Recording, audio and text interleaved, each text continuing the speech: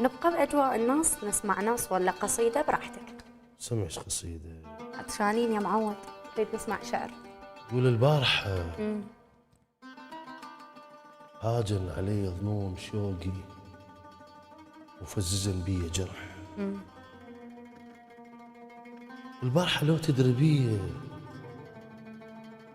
ايش قد تعبت ويا الجفن بس ردت انوم ونام جفني والقلب ظل الصبح. الله. البارحة بس عينك انت بعين تضحك. يا سلام البارحة ايش قد وجهك بعين السمح.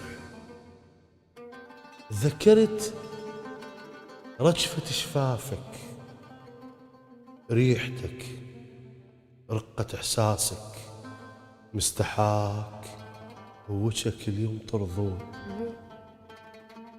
وردت بس الصبح يوصل حتى اشوف المو صبح صبحين بعيونك سوا. الله. البارحة غازلت كل شيء، الليل ويا الظلمة ويا القمر، غازلت الهوى. وما ادري ليش تخيلت وجهك مثل جمرة جقارة بالالمات وانا قلب الثلج لو جاسن تشوف. الله يساعدك. البارحة أول مرة أخجل، جي شفت شيبة على شعر وأمنت عمر كبير، ويا حسافر راح مني وأنت ماكو. كون أرد ردود وبقدك أصير، كون أرد ردود وبقدك أصير. الله الله، صح لسانك. تسلمي. بعدك شباب أكيد وقلبك لا طبعا بعد من أخضر. الشباب، يعني هاي قصيدة بعد. لا مبين شباب. خلينا نحرجه من أولها، إيش رأيك أبو مريم؟ يلا قولي. أنا مرة دخلت على صفحتك على الفيسبوك، أكيد عندك صفحة جميلة مليئة بالأصدقاء والصديقات، وأيضا الكلمات الجميلة اللي يريد يسوي سيرش يكتب الشاعر الغنائي حمزة الحلفي.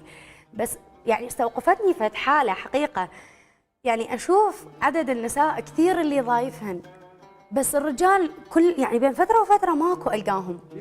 شو الكلام اللي عندي؟